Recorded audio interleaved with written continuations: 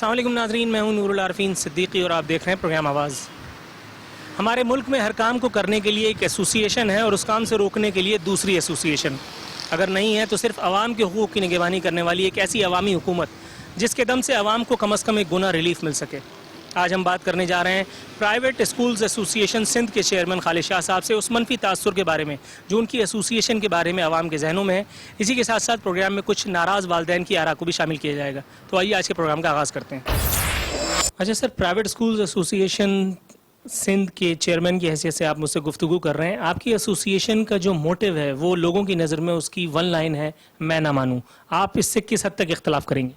देखिए, अगर हम मैं ना मानू होते तो जब ये स्कूल जो मनमानी कर रहे होते हैं, जैसे कोई जून तक की फ़ीस ले रहा है, जुलाई की फ़ीस अगर कोई ले रहा है मैट्रिक के स्टूडेंट से, जबकि मैट्रिक के स्टूडेंट के लिए हमारी तरफ से भी सर्कुलर जाता है कि मार्च तक की फ़ीस आप करें, क्योंकि अप्रैल से नया सेशन होता है। नए सेशन में 10th क्लास का कोई ताल्लुक़ नहीं होता स्कूल से।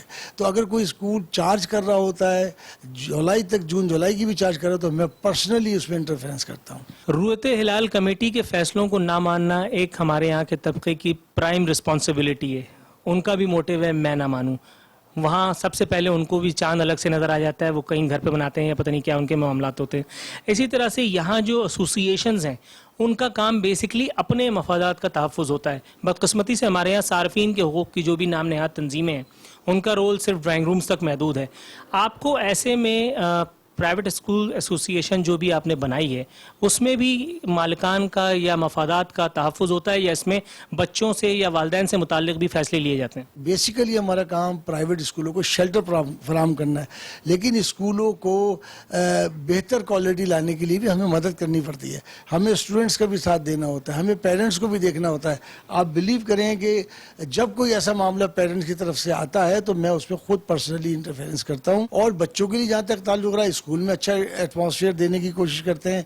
इसके अलावा हम बच्चों की तफरी के लिए एक्सपो में कोई भी एग्जीबिशन हो रही होती है तो हम वहाँ जाते हैं।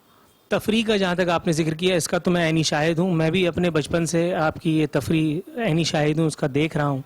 हुकूमत सिंध कहती है कि हमने छुट्टियाँ फ़लाँ तारीख से देनी है। आपका एक बयान चल जाता है कि नहीं जी हम फ़लाँ तारीख से नहीं, हम फ़लाँ तारीख से छुट्टियाँ देंगे। फिर हुकूमत सिंध को अचानक ख्याल आता है कि जी हम स्कूल्स के सेशन फ़लाँ तारीख से रिज्यूम करेंगे। फिर आपका एक बयान पढ़ने को आ जाता है कि जी हम फ़लाँ तारीख से नहीं, हम फ़लाँ तारीख से सेशन को रिज्यूम करेंगे। तो ये तफरी का ज़रिया अगर बच्चों को बना लिया जाए, उनके मुस्तकबिल को बना लिया जाए, आपके ख्याल में ये दुरुस्त है? नहीं, असल में बात ये अपोज क्यों करते हैं, और इससे तमाम पेरेंट्स मुत्तफिक होते हैं, तमाम स्कूल्स की मैनेजमेंट जो होती हैं वो मुत्तफिक होते हैं। क्योंकि एक तो पहली बात ये है कि एजुकेशन डिपार्टमेंट हमें ऑन बोर्ड कभी नहीं लेता कि हम एक डिसीजन लेने जा रहे हैं, आइए आप अपने तहफ़्फ़ुज़ात अगर कोई हैं तो बताएं। ऐसा कुछ भी नहीं है। और मैं आपके तवज्जुह से एक दफ़ा फिर कह रहा हूँ कि हमारे यहाँ सरकार जो है ना वो डेमोक्रेसी की बात तो करते हैं लेकिन उस पर अमल नहीं करते। ये बादशाह बने हुए हैं और ये फौरी तौर पे एक नोटिफिकेशन नहीं निकालते बल्कि शाही फरमान जारी कर देते हैं। तो जब शाही फरमान आएगा तो कोई उसको काबिल कबूल किसी के लिए भी नहीं होगा, क्योंकि हम रियाया नहीं है इनकी कि वो जो कुछ कहेंगे हमसे करा लेंगे। बाज़ दफ़ा ऐसा भी हुआ है कि कराची में माजी में आग लगी हुई है, हंगामे हो रहे हैं, कत्ल व गारत का एक बाज़ार गर्म है। हुकूमत सिंध ने तातील का ऐलान कर दिया है, उसके बावजूद आपका इसमें ग्रामी टेलीविज़न स्क्रीन पे चलते हुए मैंने खुद देखा। देख करके मैं भी तड़पा, बहुत सारे वालिदैन भी तड़पे। और उस वक्त आपको क्या कश्फ होता है कि अगर आज तालीम न दी गई तो आज पाकिस्तान का मुस्तकबिल क्यों डूब जाएगा। अपने वजूद को मनवाने के लिए, ये मनमानी उस वक्त करने के लिए आप उस वक्त का इंतखाब क्यों करते हैं? नहीं, ऐसा बिल्कुल मैं समझता हूँ ऐसा कभी नहीं हुआ। ऐसा होता है कि गवर्नमेंट ये कहती है, हम कह रहे होते हैं जी आग लग रही है, हंगामे हो रहे हैं, बच्चे सेफ नहीं होंगे, सुबह स्कूल को कौन सिक्योरिटी प्रोवाइड करेगा, तब हम छुट्टी का ऐलान करते हैं। हम ये नहीं कहते कि हम हालात देख रहे हैं और हम कहेंगे स्कूल खुलेंगे। ये कभी आज तक नहीं हुआ, बल्कि गवर्नमेंट की तरफ से ये आ रहा होता है कि कल स्कूल मामूल के मुताबिक खुलेंगे। तो पेरेंट्स कह रहे होते हैं कैसे खुलेंगे। इसीलिए तो हमारी बात की कोई वर्थ है, कोई वैल्यू है कि हम जो कुछ भी अनाउंस करते हैं उसको पेरेंट्स फॉलो करते हैं। यानी हमारा और पेरेंट्स का इंटरेक्शन बढ़ता जा रहा है। अच्छा सर, आपके इस बयान की तरदीद के लिए मेरे पास जो शवाहिद हैं वो ये बताते हैं कि आपकी जो एसोसिएशन है वो पार्टी है। वो स्कूलों में जो फ़ीसों के हवाले से एक इशू उठा था कि जी गवर्नमेंट ने 5% के ऊपर आप लोगों को कायल करने की कोशिश की थी कि 5% फ़ीसों में इजाफा किए जाए। कुछ बच्चों के वालिदैन जो है वो कोर्ट चले गए, वहाँ से उन्होंने कोर्ट से अपने हक़ में फ़ैसला भी लिया। वो फ़ैसला नाफिज़ुल अमल नहीं होने दिया जा रहा और उसकी वजह सिर्फ और सिर्फ यही बताई जा रही है कि आप लोग उसकी राह में रुकावट हैं। उन बच्चों को डिस्क्रिमिनेशन का शिकार किया जा रहा है। वालिदैन की इस हवाले से मुतअद्दिद शिकायत हैं जो प्रोग्राम के अगले हिस्से में दिखाई जाएंगी। आप इस हवाले से अपने कैरेक्टर को, अपने जो एसोसिएशन है उसकी क्रेडिबिलिटी को किस तरह से देखते हैं? देखिए, ये जब प्रोटेस्ट किया है पेरेंट्स ने, वो चंद स्कूलों की वजह से किया था। मैंने फिर बहुत ज़्यादा इंसिस्ट किया वज़ीर तालीम को भी और सेक्रेटरी एजुकेशन को भी कि साहब आप बैठ जाएं, ये सड़क पे न पेरेंट्स का मसला हल होगा और ना हम स्कूल में बैठ के ये मसला हल कर सकते हैं। लिहाजा एक मीटिंग कॉल करें। तो उन्होंने वो स्कूल जो high rate of fees charge कर रहे थे उन्हें भी बुलाया, एसोसिएशन को भी बुलाया और वहाँ पर फिर हमने कायल किया कि देखें 5% तो बहुत ही लो है, लेकिन ये जो कुछ भी 14, 18, 20% जो बढ़ाई जा रही है ये भी गलत है। लिहाजा इसको रीज़नेबल बनाया जाए। तो वहाँ पर एक चीज़ डिसाइड हुई कि चले 10%। अब बात ये हुई कि बहुत से लोगों ने कहा कि 10% अगर इनकी इंक्रीज़ करने की परमिशन दे दी जाए तो वो बड़े स्कूल जो 20-20 हज़ार रुपये फीस ले रहे हैं उनके तो 10% से पता नहीं कहाँ चले जाए। फिर मैंने सजेस्ट किया कि ऐसा करें, इस पर कैप लगा दें, 2000 या 2500 पे कैप लगा दें। अगर किसी का 10% की वजह से इससे ऊपर अमाउंट जा रहा है वो उससे ऊपर नहीं चार्ज कर सकता।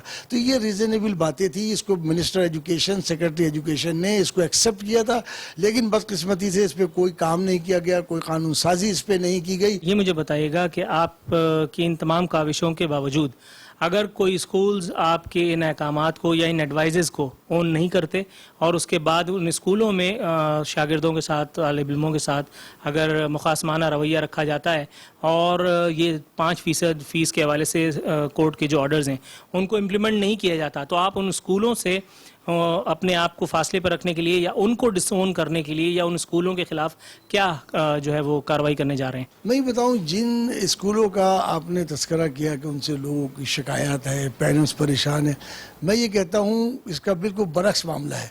उसमें ऐसे स्कूलों में दाखिल कराने के लिए एक लंबी तादाद मेरे पास होती है कि आप किसी तरह भी हो एडमिशन करा दें।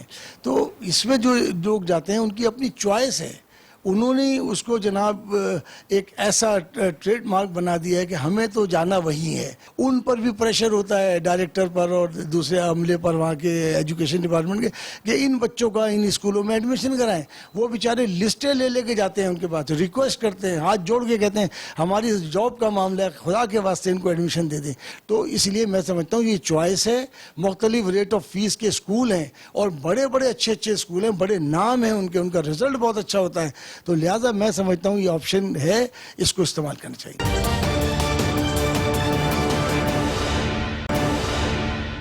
अच्छा हजरत, ये जो मेला लगाया हुआ है इसका मकसद क्या है? ये मेला नहीं है, ये वालिदैन की मजबूरियाँ हैं जो इनको यहाँ धूप में लाके खड़ा कर देती हैं।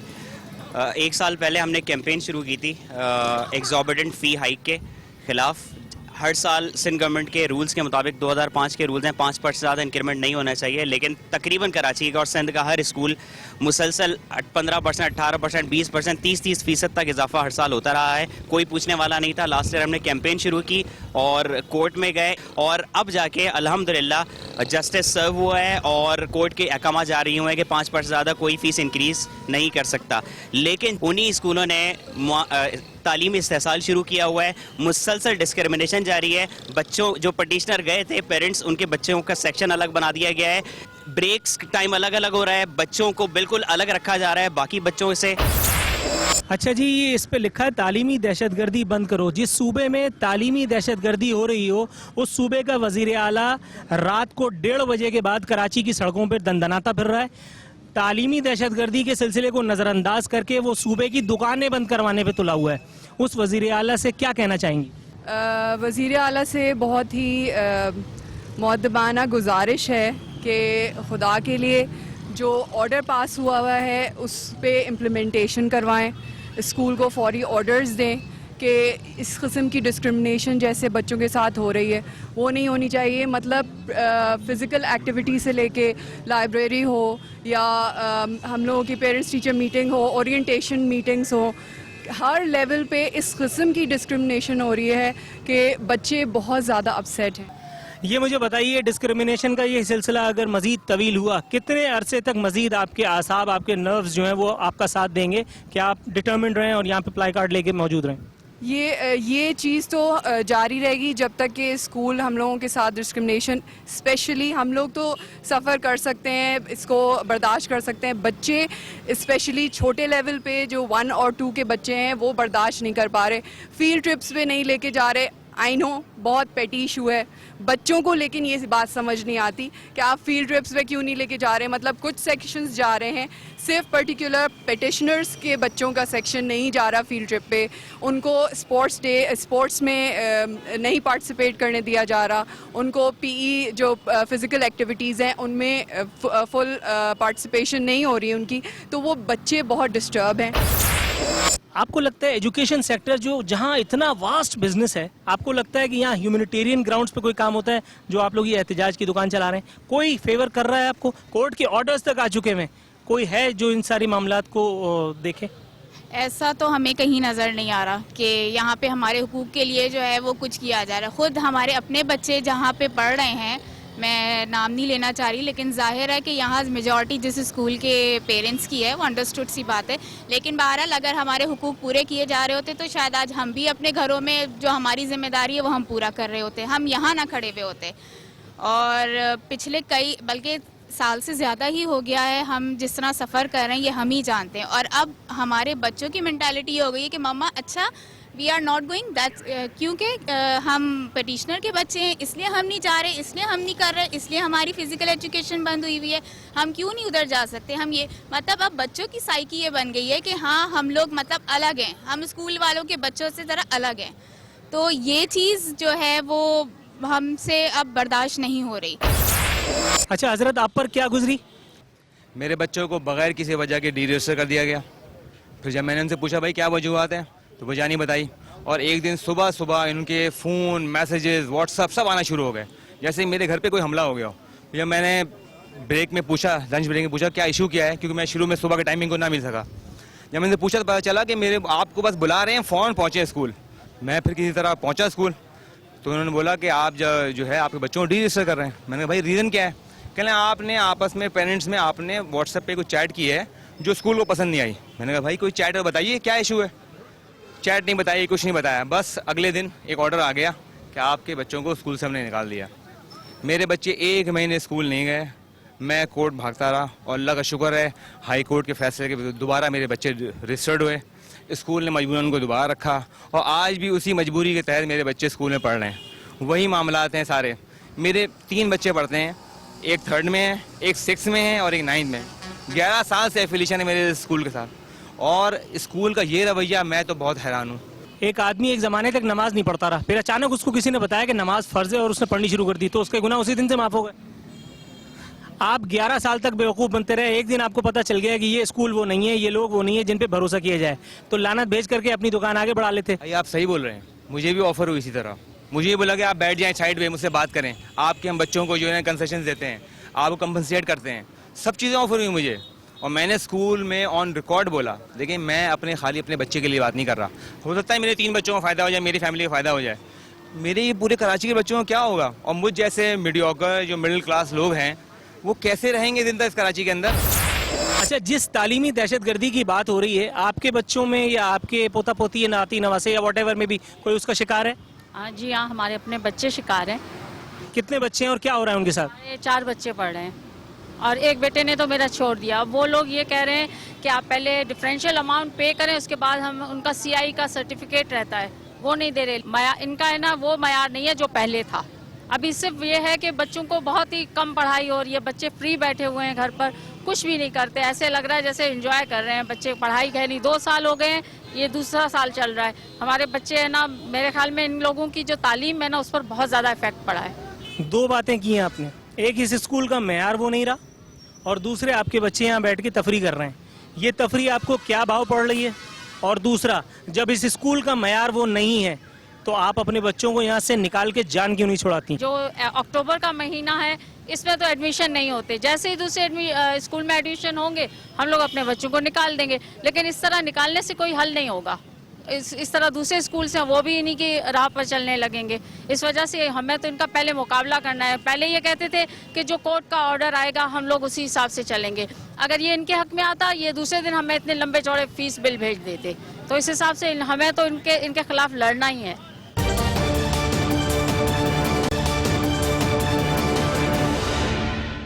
वजीर आला का कल का बयान है कि सूबे के जो स्कूल हैं उनमें कल्चर के नाम पे जो रक्स और मौसीकी है उसके सिलसिले को तर्क नहीं करने दूंगा। अब उन्होंने आस्तीनें चढ़ा ली हैं। डांस की प्रमोशन के लिए तो वो सामने आ गए हैं। आपके हुकूक की जद्दोजहद में आपको लगता है कि वो आपको लिफ्ट दिखाएंगे? आपको नहीं मालूम तर्ज हुकूमत क्या है? वो एक हैंड आउट निकलता है जो आप लोगों तक पहुंचता है और आप उसको नशर करते हैं। आप मुझसे पूछ रहे हैं कि वो हमारे साथ आके खड़े हुए या खड़े होंगे। आज की मिसाल है, पोलियो के ड्रॉप्स पिलाए गए, वो बताएं कि किसी स्कूल में जाके पिलाए गए थे या चीफ मिनिस्टर हाउस में पिलाए गए थे।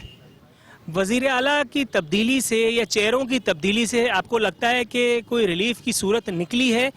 क्योंकि वजीर आला इनके बारे में खासा एक बड़ा तबका है जिसका ये ख्याल है कि काफ़ी प्रोएक्टिव हैं मुख्तलिफ मामलात में। उनकी प्रोएक्टिवनेस इस एक मामले पे आकर के कहाँ गायब हो जाती है? आई थिंक एक्टिव है, मगर इनका मीडिया सेल बहुत एक्टिव है जो मीडिया को प्रॉपर खबरें टाइम बाय टाइम देता रहता है। फिजिकली वो नज़र नहीं आते। ये कोर्ट का ऑर्डर आ गया है, अगर वो इम्प्लीमेंटेशन वो मुख्तलिफ इजलास की सदारत कर रहे हैं। परसों भी मलीर में थे, वहाँ भी एजुकेशन के मुतालिक, मगर ये जो हमारे पास कोर्ट ऑर्डर लेके खड़े हैं, हम रोड पे खड़े हैं, हमारे लिए उन्होंने टाइम नहीं निकाला। इवन कि उन्होंने प्राइवेट स्कूल के लिए कोई स्टैंडिंग ऑर्डर इशू नहीं किया। स्टैंडिंग ऑर्डर तो हमें चाहिए नहीं ना, हमें तो रूल ऑफ लॉ की बात करें। जो पिछले 10 साल में 11 साल में हमसे जो पैसे निकाले गए हैं वो वापस होंगे। कराची में आप और मैं किस माफिया से महफूज हैं? ट्रांसपोर्ट माफिया से हम ब्लैकमेल हो रहे हैं, दही वालों से हम ब्लैकमेल हो रहे हैं, कोई और माफिया है तो उसकी नज़र हम हैं? देखें, वही बात है जो बात पहले भी हो चुकी है कि कतरा कतरा मिलकर ही दरिया बनता है। अगर मतलब कानून तो मौजूद है, कानून मौजूद है, उसकी इम्प्लीमेंटेशन नहीं है। आपके इल्म में होगा यकीनन कि कराची सिंध के तमाम स्कूलों के लिए ये ऑर्डर आया है। तो मतलब ये कि मतलब ये अब किसी एक स्कूल की उसकी बात नहीं रही है, बल्कि अब ये सभी के लिए और सबको इसी तरह जो है वो जमा होके कोशिश करनी चाहिए। मतलब इससे बड़ी दहशतगर्दी क्या होगी? बच्चों को के साथ जिस तरह डिस्क्रिमिनेशन किया जा रहा है निहायत अफसोसनाक है। मैं खुद इसका जिस तरह हम शिकार हैं, माँ बाप हम जिस जहनी तकलीफ से गुजर रहे हैं, आप मुझे बताइए मतलब ये कौन सी, मुझे समझ नहीं आता। आई एम स्पीचलेस कि कौन सा तरीका है कि बच्चे वो जो पढ़ते थे, मतलब ये तालीम एक बिकाऊ माल बन चुकी है। नाज़रीन, इन वालिदैन की रुदाद आपने मुलाहिज़ा की और इसी के साथ साथ खालिद शाह साहब का मौक़िफ़ भी आपने सुना। सच क्या है और गलत क्या, हकीकत क्या है और अफसाना क्या है, इसका फैसला आप पर छोड़ते हुए यहाँ हमारे प्रोग्राम का वक्त ख़त्म होता है। नूरुल आरफीन सिद्दीकी को इजाज़त दीजिए। फ़ी अमान अल्लाह।